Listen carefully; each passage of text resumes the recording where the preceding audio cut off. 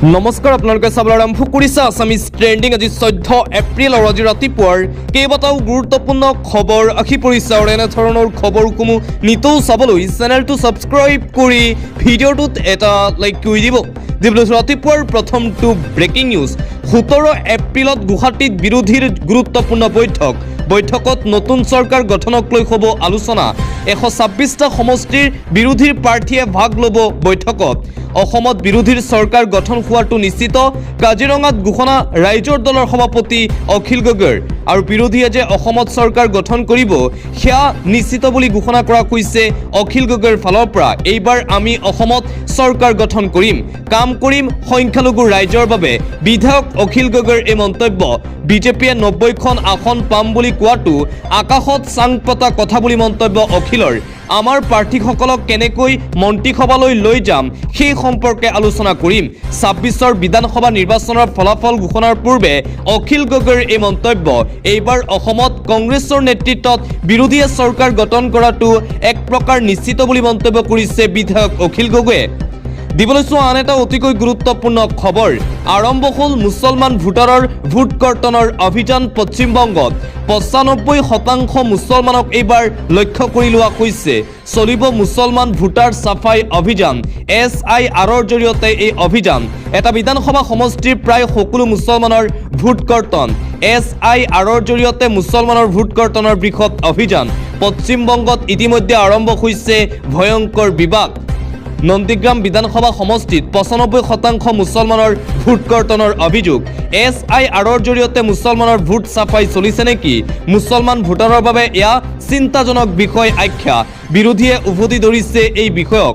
পশ্চিমবংগত এতিয়া মুছলমান লোকৰ নাম কৰ্তন, 90 লাখ লোকৰ নাম কৰ্তন কৰাৰ তথ্য পোহৰলৈ আহিছে। পশ্চিমবংগত ভোট দিব নোৱাৰিব SIRত কৰ্তন হোৱা ভোটাৰে। উচ্চতম ন্যায়ালয়ৰ ফালৰ পৰা এই গুৰুত্বপূৰ্ণ ৰায়দান দিয়া হৈছে।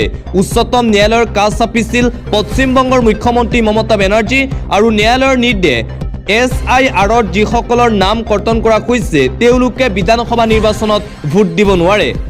দিবলৈ চোৱা আন এটা ব্ৰেকিং নিউজ। মই গুণ্ডাসকলক মাইকত কৈ যাওঁ, নিজৰ ঘৰৰ পৰা বাহিৰলৈ নোলাবা, নহ'লে 5 মে'ৰ পাছত তোমালোকৰ ভাল নহ'ব। পশ্চিমবংগৰ বৰ্তমানত নিৰ্বাচনী প্ৰচাৰ সভাত অংশগ্ৰহণ কৰি তৃণমূল কংগ্ৰেছৰ গুণ্ডাক কঠোৰ ভাষাৰে সকিয়নি প্ৰদান কৰিছে কেন্দ্ৰীয় গৃহমন্ত্ৰী অমিত শ্বাহে। নিৰ্বাচনী প্ৰচাৰ সভাত অংশগ্ৰহণ কৰি তৃণমূল কংগ্ৰেছৰ গুণ্ডাবাহিনীক এইদৰে অপেন ৰাজহুৱাকৈ ধমক প্ৰদান কৰিছে কেন্দ্ৰীয় গৃহমন্ত্ৰী অমিত শ্বাহে। নিৰ্বাচনত এতিয়া আক্ৰমণাত্মক ৰূপ ধাৰণ কৰিছে অমিত শ্বাহে। দিবলৈ চোৱা আন এটা অতিকৈ গুৰুত্বপূৰ্ণ খবৰ। মমতা দিদিৰ দিন শেষ, পশ্চিমবংগত বলিছে পৰিৱৰ্তনৰ নতুন বতাহ। মমতা বেনাৰ্জীৰ ভেটিক কপালে অমিত শ্বাহে। প্ৰধানমন্ত্ৰী নৰেন্দ্ৰ মোদীৰো ঘোষণা, এইবাৰ পশ্চিমবংগত হ'ব বিজেপিৰ চৰকাৰ। পশ্চিমবংগত অনুপ্ৰৱেশ কেৱল বিজেপিয়েহে বন্ধ কৰিব পাৰে। বিজেপি চৰকাৰ আহিলে প্ৰতিজন অনুপ্ৰৱেশকাৰীক চিনাক্ত কৰি বহিষ্কাৰ কৰা হ'ব। ভোট বেংকৰ বাবেই মমতা বেনাৰ্জীয়ে অনুপ্ৰৱেশকাৰীক আশ্ৰয় দিছে পশ্চিমবংগত। মমতা চৰকাৰে BSFক মাটি দিয়া নাই, সেয়েহে সীমান্তত বেৰ দিব পৰা নাই। বিজেপি আহিলে সীমান্তত এনে বেৰ দিয়া হ'ব যে চৰাই এটাও সোমাব নোৱাৰিব পশ্চিমবংগত। মমতা বেনাৰ্জীৰ দিন গণনা আৰম্ভ হৈছে। বংগত এতিয়া পৰিৱৰ্তন হ'ব। অসমৰ দৰেই পশ্চিমবংগতো অনুপ্ৰৱেশৰ সমস্যা নিশেষ কৰিব বিজেপিয়ে। পশ্চিমবংগৰ বিশাল নিৰ্বাচনী সভাত অমিত শ্বাহৰ এই হুংকাৰ। এইবাৰ পশ্চিমবংগত তৃণমূল কংগ্ৰেছৰ পৰিৱৰ্তে ৰাইজে পৰিৱৰ্তন বিচাৰি ভাৰতীয় জনতা পাৰ্টীক ভোট দিব আৰু আগন্তুক দিনত পশ্চিমবংগত বিজেপিয়ে চৰকাৰ গঠন কৰিব বুলি ৰাজহুৱা সভাত আনুষ্ঠানিক ঘোষণা কৰিছে গৃহমন্ত্ৰী অমিত শ্বাহে। এটা জৰুৰী খবৰ, 5 বছৰীয়া নহয়, 2029 চনত ভাঙিব অসম চৰকাৰ। 61টা সমষ্টিত হ'ব মহিলা বিধায়ক। এইবাৰ অসমত গঠন হ'ব 3 বছৰীয়া চৰকাৰ। 2029 চনতেই ভংগ হ'ব অসম চৰকাৰ। 33% মহিলা বিধায়ক থাকিব অসম বিধানসভাত। 2029 চনত একেলগে অনুষ্ঠিত হ'ব লোকসভা বিধানসভা নিৰ্বাচন। বৃদ্ধি হ'ব লোকসভা বিধানসভা সমষ্টিৰ আসন। বিহুৰ পিছতেই সংসদত এই নতুন বিল উত্থাপন হ'ব। নাৰী শক্তি বিধান অধিনিয়ম 2023 হ'ব সংশোধন। সমগ্ৰ দেশতেই হ'ব এক দেশ এক নিৰ্বাচন। 543 পৰা লোকসভাৰ আসন হ'বগৈ 816। অসমত লোকসভাৰ সমষ্টি 14 পৰা বৃদ্ধি পাব 21লৈ। 2026 পৰা 2090লৈ বৃদ্ধি পাব অসম বিধানসভাৰ আসন। তাৰে 61খন আসন সংৰক্ষিত হ'ব মহিলাৰ বাবে। 16 পৰা 18 এপ্ৰিলত দেশৰ সংসদত আহি আছে মহিলা সংৰক্ষণ বিধেয়ক। এইবাৰ অসমত গঠন হ'ব 3 বছৰীয়া চৰকাৰ। 2029 চনতেই ভংগ হ'ব অসমত নতুনকৈ গঠন হ'বলগীয়া এই চৰকাৰ, কিয়নো নতুন আইন আহি আছে সমগ্ৰ দেশতেই। পৰৱৰ্তী খবৰ, এইবাৰ চৰকাৰ গঠন কৰিব বিৰোধী ঐক্যমঞ্চই। 68 পৰা 74খন আসন লাভ কৰিব বিৰোধীয়ে। এক সংবাদমেল যোগে এই দাবী কৰিছে অসম জাতীয় পৰিষদৰ সাধাৰণ সম্পাদক জগদীশ ভূঞাই। সমান্তৰালভাৱে আক্ৰোশমূলকভাৱে কুংকি চৌধুৰীৰ বিৰুদ্ধে নিৰ্বাচনী বিধি উলংঘনৰ গোচৰ ৰুজু কৰা বুলি স্পষ্ট কৰিছে কুংকি চৌধুৰী আৰু জগদীশ ভূঞাই। লগে লগে মুখ্যমন্ত্ৰী ডক্টৰ হিমন্ত বিশ্ব শৰ্মাৰ বিৰুদ্ধে কুংকি চৌধুৰীৰ মাতৃ সুজাতা গুৰুং ৰাষ্ট্ৰীয় মহিলা আয়োগত গোচৰ ৰুজু কৰাৰ খবৰ ৰাজহুৱা হৈছে। সংবাদমেল অনুষ্ঠিত কৰি অসম জাতীয় পৰিষদৰ ফালৰ পৰা ঘোষণা কৰা হৈছে 4 মে তাৰিখে অসমত কংগ্ৰেছৰ নেতৃত্বত বিৰোধীয়ে চৰকাৰ গঠন কৰিব। অন্য এটা খবৰ, নিৰ্বাচনৰ সময়ত মুখ্যমন্ত্ৰী ডক্টৰ হিমন্ত বিশ্ব শৰ্মাৰ আচৰণ আৰু আৰক্ষী প্ৰশাসনৰ ভূমিকাক খুৰদাৰ সমালোচনা কৰিছে অসম নাগৰিক সন্মিলনে। সোমবাৰে গুৱাহাটী প্ৰেছ ক্লাবত এখন সংবাদমেল সম্বোধন কৰি প্ৰাক্তন সাংসদ অজিত কুমাৰ ভূঞাই বিৰোধীৰ প্ৰাৰ্থীসকলৰ ওপৰত আৰক্ষীয়ে কৰা দুৰ্ব্যৱহাৰক তীব্ৰ ভাষাৰে গৰিহণা দিয়ে। আৰক্ষীৰ ৰহস্যজনক ভূমিকাৰ বাবেই গুৱাহাটীৰ মাজমজিয়াত অনা অসমীয়াৰ দপদপনি চলিছে বুলিও সন্মিলনীয়ে ক্ষোভ প্ৰকাশ কৰে। মুখ্যমন্ত্ৰী হিমন্ত বিশ্ব শৰ্মাক সাংবাদিকে প্ৰশ্ন কৰিলে খং কৰে।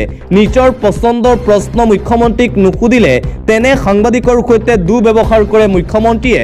এইদৰে মুখ্যমন্ত্ৰী ডক্টৰ হিমন্ত বিশ্ব শৰ্মাৰ বিৰুদ্ধে সৰব হৈ পৰিল প্ৰাক্তন সাংসদ অজিত কুমাৰ ভূঞা। আন এটা অতিকৈ জৰুৰী খবৰ এই মুহূৰ্তত দিব লৈছো। ষ্ট্ৰং ৰুমক লৈ সন্দেহ এইবাৰ কংগ্ৰেছৰ। কামৰূপ জিলা নিৰ্বাচনী বিষয়াৰ কাৰ্যালয়ত অভিযোগ দাখিল কংগ্ৰেছৰ। অভিযোগ দিলে কামৰূপৰ 6 কংগ্ৰেছ প্ৰাৰ্থীয়ে। ইভিএমৰ সবিশেষ বিচাৰি স্মাৰক পত্ৰ প্ৰদান কৰা হৈছে। আমিনগাঁৱৰ ষ্ট্ৰং ৰুমক লৈও সন্দেহ কংগ্ৰেছৰ প্ৰাৰ্থীৰ। খালী ইভিএমসমূহ সুৰক্ষিত স্থানত ৰখাৰ দাবী আৰু ইভিএমক লৈ এতিয়া ৰিজাল্ট ঘোষণাৰ পূৰ্বেই সন্দেহ ব্যক্ত কৰিছে কংগ্ৰেছ দলে। বিজেপিয়ে যাতে ইভিএমত কোনো খেলিমেলি কৰিব নোৱাৰে তাৰ বাবে সচেতন দেখিবলৈ পোৱা গৈছে কংগ্ৰেছ। পৰৱৰ্তী খবৰ, বিপদত মুখ্যমন্ত্ৰী ডক্টৰ হিমন্ত বিশ্ব শৰ্মা। হিমন্ত বিশ্ব শৰ্মাৰ বিৰুদ্ধে গোচৰ। কুংকি চৌধুৰীৰ মাতৃৰ বিৰুদ্ধে বিৰূপ মন্তব্য কৰি আইনৰ ৰোষত মুখ্যমন্ত্ৰী শৰ্মা। মুখ্যমন্ত্ৰীৰ বিৰুদ্ধে ৰাষ্ট্ৰীয় মহিলা আয়োগত গোচৰ ৰুজু কুংকি চৌধুৰীৰ মাতৃৰ। ইতিমধ্যেই গোচৰ ৰুজু কৰা হৈছে। ৰাজহুৱাভাৱে বদনাম কৰিবলৈ মুখ্যমন্ত্ৰীৰ বিৰুদ্ধে এই অভিযোগ উত্থাপন। মুখ্যমন্ত্ৰীৰ ভুৱা অভিযোগে সুজাতা চৌধুৰীৰ ব্যক্তিত্বক হেয় প্ৰতিপন্ন কৰাৰো অভিযোগ উত্থাপন, যাৰ বাবে এই এফআইআৰ। মুখ্যমন্ত্ৰীৰ বিৰুদ্ধে ৰাষ্ট্ৰীয় মহিলা আয়োগে ল'বনে কিবা ব্যৱস্থা, তাক লৈ চলিছে চৰ্চা। নে নিজৰ ক্ষমতাৰ বলত হাৰি যাব মুখ্যমন্ত্ৰী হিমন্ত বিশ্ব শৰ্মা? মুখ্যমন্ত্ৰী হিমন্ত বিশ্ব শৰ্মাৰ বিৰুদ্ধে কুংকি চৌধুৰীৰ মাতৃয়ে দাখিল কৰা এজাহাৰৰ পিছতেই পুনৰ আৰম্ভ হৈছে চৰ্চা। এইবাৰ মুখ্যমন্ত্ৰী হিমন্ত বিশ্ব শৰ্মা সঁচাকৈয়ে আইনৰ ৰোষত পৰিব নেকি? পৰৱৰ্তী খবৰ, বাংলাদেশী সমস্যা সমাধানৰ প্ৰতিশ্ৰুতি দিয়া বিজেপি চৰকাৰে আজিলৈকে সুৰক্ষিত কৰিব নোৱাৰিলে সীমান্ত। ভাৰত বাংলাদেশ সীমান্তৰে অসমলৈ প্ৰৱেশ ঘটিয়েই আছে বাংলাদেশী নাগৰিকৰ। গুৱাহাটীত আকৌ গ্ৰেপ্তাৰ হ'ল 4 বাংলাদেশী নাগৰিক। বাংলাদেশৰ পৰা আহি 10 এপ্ৰিলৰ পৰা বাসৰ পাতি আছিল গুৱাহাটীত। মুম্বাইলৈ ৰাওনা হোৱাৰ প্ৰস্তুতি চলাই থকাৰ সময়তে আৰক্ষীয়ে গ্ৰেপ্তাৰ কৰে 4 অনুপ্ৰৱেশকাৰীক। মাত্ৰ কিছু টকাৰ বিনিময়ত এজন দালালে ভোটাৰ কাৰ্ড প্ৰস্তুত কৰি দিয়াৰ লগতে সুবিধা কৰি দিছিল অসমত প্ৰৱেশত এই বাংলাদেশী নাগৰিক কেইজনক। আন এটা গুৰুত্বপূৰ্ণ খবৰ, এটা ব্ৰেকিং নিউজ। অৰুণাচল প্ৰদেশৰ 23টা স্থানৰ নতুন নাম ঘোষণা চীনৰ। চীনৰ কাৰ্যক গৰিহণা দি বৈদেশিক মন্ত্ৰালয়ৰ ঘোষণা। অৰুণাচল প্ৰদেশ ভাৰতৰ অবিচ্ছেদ্য অংগ। মিছা দাবী আৰু ভিত্তিহীন আখ্যানে সত্যক সলনি কৰিব নোৱাৰে বুলিও ঘোষণা বৈদেশিক মন্ত্ৰালয়ৰ। পুনৰবাৰ ৰঙা চীনৰ এই আজব কাণ্ড দেখিবলৈ পোৱা গৈছে। অৰুণাচল প্ৰদেশৰ 23টা স্থান নিজৰ বুলি নামাকৰণ কৰিছে ৰঙা চীনে। আন এটা গুৰুত্বপূৰ্ণ খবৰ, অসমীয়া প্ৰতিদিনৰ কাৰ্যালয়ত আক্ৰমণৰ 3 দিনৰ পাছতো গ্ৰেপ্তাৰ নহ'ল দুষ্কৃতিকাৰী। প্ৰশাসনৰ ভূমিকাক অসন্তুষ্টি প্ৰকাশ কৰি জিলা প্ৰশাসনক স্মাৰক পত্ৰ প্ৰদান লখিমপুৰ জিলা সাংবাদিক সন্থাৰ সংবাদ মাধ্যমৰ ওপৰত চলা আক্ৰমণক লৈ ক্ষোভ প্ৰকাশ প্ৰেছ ক্লাব অৱ ইণ্ডিয়া আৰু অসম নাগৰিক সন্মিলনৰ সাংবাদিকৰ কণ্ঠৰোধ কৰিব বিচৰা কাৰ্যক অগণতান্ত্ৰিক আখ্যা দিয়া হৈছে আৰু যোৱা 3 দিন আগত লখিমপুৰত অসমীয়া প্ৰতিদিনৰ কাৰ্যালয়ত যে আক্ৰমণ কৰা হৈছিল সেই আক্ৰমণত জড়িত লোকসকলক এতিয়াও গ্ৰেপ্তাৰ কৰিব পৰা নাই আৰক্ষীয়ে। অন্য এটা খবৰ, ভুৱা ভোটাৰ চিনাক্তকৰণৰ নতুন কৌশল, ভোট কেন্দ্ৰত ৰূপায়ণ কৰা হ'ব বায়োমেট্ৰিক চিনাক্তকৰণ ব্যৱস্থা, কেন্দ্ৰীয় চৰকাৰ আৰু নিৰ্বাচন আয়োগলৈ জাননী। উচ্চতম ন্যায়ালয়ৰ ইতিমধ্যে উচ্চতম ন্যায়ালয়ৰ ফালৰ পৰা এই গুৰুত্বপূৰ্ণ নটিচ জাৰি কৰা হৈছে। ভুৱা ভোটাৰে যাতে ভোট দিব নোৱাৰে তাৰ বাবে এই নটিচ। ভুৱা ভোটাৰ চিনাক্তকৰণৰ নতুন কৌশল, ভোট কেন্দ্ৰত ৰূপায়ণ কৰা হ'ব বায়োমেট্ৰিক চিনাক্তকৰণ ব্যৱস্থা, কেন্দ্ৰীয় চৰকাৰ আৰু নিৰ্বাচন আয়োগলৈ এই গুৰুত্বপূৰ্ণ জাননী তথা নটিচ জাৰি কৰিছে উচ্চতম ন্যায়ালয়ে। অন্য এটা খবৰ, থলুৱা গামোচাৰ ব্যৱহাৰৰ পোষকতা কৰি মঞ্চতে পাৱাৰলুমৰ গামোচা দলিয়াই দিছিল মৰমৰ হিয়াৰ আমুঠু জুবিন গাৰ্গে, কিন্তু এতিয়া এইখন অসমত একাংশ গ্ৰাহকে থলুৱা গামোচা দলিয়াই থৈ যোৱা পৰিৱেশ উদ্ভৱ হৈছে। বিপৰীতে কম দামতে পাই আদৰিছে পাৱাৰলুমৰ গামোচাক। একেলৈ থলুৱা গামোচাৰ ব্যৱসায় কৰা দোকানীৰ মাজত হাহাকাৰ অৱস্থাৰ সৃষ্টি হয়। আনফালে বহিৰাজ্যৰ পৰা অহা গামোচাৰে ব্যৱসায় কৰা অসাধু চক্ৰৰ ৰমৰমীয়া বেশা। আজি গুৱাহাটীত পাৱাৰলুমৰ বিৰুদ্ধে চলিল প্ৰশাসনৰ তীব্ৰ অভিযান। থলুৱা গামোচা যাতে বিক্ৰী কৰে তাৰ বাবে এই পদক্ষেপ। এটা বিগ পলিটিকেল ব্ৰেকিং নিউজ এই মুহূৰ্তত দিব লৈছোঁ। বিহাৰৰ ৰাজনীতিত এতিয়া ব্যাপক পৰিৱৰ্তন। বিহাৰত নীতিশ যুগৰ অৱসান। নতুন মুখ্যমন্ত্ৰী হ'ব সম্ৰাট চৌধুৰী। নীতিশ কুমাৰে ৰাজ্যসভাৰ সাংসদ পদ লাভৰ পিছতেই সলনি হ'ব বিহাৰৰ মুখ্যমন্ত্ৰী। বুধবাৰ অৰ্থাৎ কাইলৈ দিনৰ 11 বজাত নতুন মুখ্যমন্ত্ৰীয়ে শপত ল'ব। বিহাৰৰ পলিটিক্সত এই ডাঙৰ পদ পৰিৱৰ্তন দেখিবলৈ পোৱা গৈছে। বিহাৰত ইতিমধ্যেই নীতিশ কুমাৰে মুখ্যমন্ত্ৰী পদৰ পৰা পদত্যাগ কৰিছে। বুধবাৰে দিনৰ 11 বজাত নতুন মুখ্যমন্ত্ৰীয়ে শপত ল'ব। আন্তঃৰাষ্ট্ৰীয় পৰ্যায়ৰ আন এটা গুৰুত্বপূৰ্ণ খবৰ, বিপদৰ সময়ত ইৰাণৰ কাষত থিয় দিছে ভাৰতবৰ্ষ। যুদ্ধবিধ্বস্ত ইৰাণলৈ পুনৰ সহায়ৰ হাত ভাৰতৰ। যুদ্ধবিৰতিৰ চৰ্চাৰ মাজতেই ভাৰতে পালন কৰিলে মিত্ৰতাৰ ধৰ্ম। আমেৰিকা ইজৰাইলৰ বিপৰীতে গৈ ভাৰতে দেখুৱালে নিদৰ্শন। ইৰাণৰ জনতালৈ 8খনকৈ ট্ৰাকত ঔষধ প্ৰেৰণ ভাৰতৰ। যুদ্ধত আহত ইৰাণৰ জনতাৰ প্ৰতি সহানুভূতি প্ৰকাশ ভাৰতৰ। ভাৰতলৈ ধন্যবাদ আৰু কৃতজ্ঞতা জনালে ইৰাণে। ভাৰতৰ সহায় ইৰাণে চিৰদিনলৈ মনত ৰাখিব।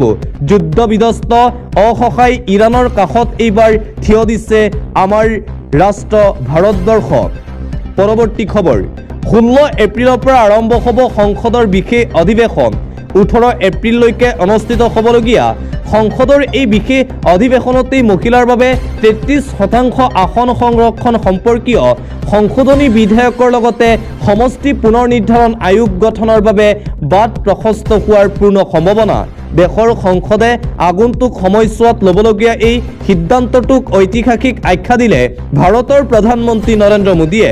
পৰিকল্পনা কৰা মতেই যদি মহিলাৰ বাবে আসন সংৰক্ষণ সম্পৰ্কীয় সংশোধনী বিধেয়ক গৃহীত হয় তেতিয়াহ'লে লোকসভাৰ আসনৰ সংখ্যা হ'বগৈ প্ৰায় 816খন আৰু তেতিয়া লোকসভাৰ মুঠ আসনৰ ভিতৰত 273খন আসন সংৰক্ষিত হ'ব মহিলাৰ বাবে। 16 এপ্ৰিল তাৰিখৰ পৰা আৰম্ভ হ'ব সংসদৰ এই বিশেষ অধিৱেশন। এই অধিৱেশনতেই কেইবাটাও নতুন আইন অনাৰ প্ৰস্তাৱ দিয়া হ'ব আৰু ইয়াকে লৈ প্ৰত্যেকগৰাকী সাংসদক উপস্থিত থাকিবলৈ নটিচ দিয়া হৈছে ভাৰতীয় জনতা পাৰ্টিৰ ফালৰ পৰা। অন্য এটা খবৰ, BTCত মুছলমান মানুহ জীয়াই থকাৰ অধিকাৰ নাই নেকি? কোকৰাঝাৰ জামে মছজিদত একাংশই কেনেকৈ আক্ৰমণ কৰি বিস্তৰ ক্ষতিসাধন কৰিলে প্ৰশ্ন উত্থাপন কৰিছে নেমচুৰ সভাপতি বদৰুল ইছলামে। গুৰেশ্বৰৰ ৰৌমাৰীৰ ঘটনাৰ ভুক্তভোগী পৰিয়ালক BTC বা অসম চৰকাৰে 1 কোটি টকাৰ সাহায্য দিয়ক। কেইবাটাও দাবী আৰু অভিযোগ উত্থাপন কৰি BTC প্ৰশাসনৰ বিৰুদ্ধে সংবাদ মেলযোগে সৰব হৈ পৰিল নেমচুৰ সভাপতি বদৰুল ইছলাম। অন্য এটা খবৰ, অনা অসমীয়া লোকৰ হাতত খিলঞ্জীয়া আক্ৰমণ হোৱা ঘটনাক লৈ তীব্ৰ প্ৰতিক্ৰিয়া বীৰ লাচিত সেনাৰ নেতা শৃংখল চলিহাৰ। কোনো বহিৰাগত অনা অসমীয়াৰ দপদপনি অসমত চলিব দিয়া নহ'ব। আমি সদায় খিলঞ্জীয়াৰ বাবে মাত মাতি আছোঁ আৰু সদায় খিলঞ্জীয়াৰ বাবে মাত মাতি যাম। বীৰ লাচিত সেনাৰ সদস্যই এই অনা অসমীয়াক পিটন দিব আৰু অনা অসমীয়া লোকে অসমীয়াৰ ওপৰত গুৱাহাটী মহানগৰীত যে আক্ৰমণ কৰিছিল তাৰ পিছতেই বহিৰাগত অনা অসমীয়াৰ বিৰুদ্ধে এইদৰে গৰ্জন প্ৰদান কৰিছে বীৰ লাচিত সেনাৰ নেতা শৃংখল চলিহাই। পৰৱৰ্তী খবৰ, লাখ লাখ লোকৰ নাম ভোটাৰ তালিকাৰ পৰা কৰ্তন কৰি নিৰ্বাচন জিকা ৰজাজন সনাতনী নেকি বাৰু? এই প্ৰশ্ন উত্থাপন কৰিছে দিল্লীৰ প্ৰাক্তন উপমুখ্যমন্ত্ৰী মনীষ চিচোদিয়াই। মোদীলৈ আওপকীয়াকৈ প্ৰশ্ন উত্থাপন কৰিছে মনীষ চিচোদিয়াই। লাখ লাখ লোকৰ নাম ভোটাৰ তালিকাৰ পৰা কৰ্তন কৰা হৈছে আৰু লাখ লাখ লোকৰ নাম ভোটাৰ তালিকাৰ পৰা কৰ্তন কৰি নিৰ্বাচন জিকা ৰজাজন সনাতনী নেকি বাৰু বুলি প্ৰশ্ন মনীষ চিচোদিয়াৰ। আন এটা অতিকৈ গুৰুত্বপূৰ্ণ খবৰ, পুনৰবাৰ অসমৰ মুখ্যমন্ত্ৰী ডক্টৰ হিমন্ত বিশ্ব শৰ্মাৰ বিৰুদ্ধে সৰব কংগ্ৰেছৰ যুৱৰাজ ৰাহুল গান্ধী। অসমৰ বৰ্তমানৰ মুখ্যমন্ত্ৰী দেশৰ আটাইতকৈ দুৰ্নীতিগ্ৰস্ত ব্যক্তি। তেওঁ আইনৰ হাতৰ পৰা ৰক্ষা নাপাব। ৰাজ্যিক ক্ষমতাৰ অপব্যৱহাৰ কৰি ৰাজনৈতিক বিৰোধী আৰু সমালোচকসকলক হাৰাশাস্তি কৰাটো সংবিধান বিৰোধী। যিবোৰ প্ৰশ্ন উত্থাপন হৈছে সেইবোৰৰ তদন্ত কৰিব লাগিব। স্বচ্ছতা, ক্ষমতাৰ দায়বদ্ধতা আৰু আইনৰ শাসন হৈছে আমাৰ সাংবিধানিক মূল্যবোধৰ ভিত্তি। কংগ্ৰেছ দল পৱন খেৰাৰ সৈতে আছে, ভয় নাখাও। এইদৰে মুখ্যমন্ত্ৰী হিমন্ত বিশ্ব শৰ্মাক সামাজিক মাধ্যম যোগে হুংকাৰ প্ৰদান কৰিছে কংগ্ৰেছৰ যুৱৰাজ ৰাহুল গান্ধীয়ে। আন এটা আন্তঃৰাষ্ট্ৰীয় পৰ্যায়ৰ গুৰুত্বপূৰ্ণ খবৰ আহি পৰিছে। পুনৰ আহিছে এটা ভয়াৱহ খবৰ মধ্যপ্ৰাচ্যৰ পৰা। ইন্ধনৰ ভয়ংকৰ সংকটৰ দিশে এতিয়া সমগ্ৰ পৃথিৱী। ইৰাণক অস্ত্ৰ বলেৰে নোৱাৰি আমেৰিকাৰ নতুন পন্থা। হৰমুজ প্ৰণালী অৱৰোধ কৰাৰ সিদ্ধান্ত আমেৰিকা যুক্তৰাষ্ট্ৰৰ। ইৰাণৰ পৰা হৰমুজৰ নিয়ন্ত্ৰণ কাঢ়ি ল'ব ডোনাল্ড ট্ৰাম্পে। আমেৰিকাৰ নৌসেনাই নিয়ন্ত্ৰণ কৰিব ষ্ট্ৰেইট অৱ হৰমুজৰ জলপথ। ট্ৰাম্পৰ এই সিদ্ধান্তৰ পাছতেই বিশ্বজুৰি এতিয়া হাহাকাৰ। আমেৰিকাই হৰমুজ অৱৰোধ কৰিলে খুদাই নেৰিব ইৰাণে। বিপদত পৰিব ভাৰতকে ধৰি এছিয়াৰ বহু ৰাষ্ট্ৰ। ইন্ধনৰ বাবে মধ্যপ্ৰাচ্যৰ ওপৰত নিৰ্ভৰশীল ৰাষ্ট্ৰৰ হ'ব বিপদ। বিশ্বজুৰি অভাৱনীয় হাৰত বৃদ্ধি হ'ব ইন্ধনৰ দাম।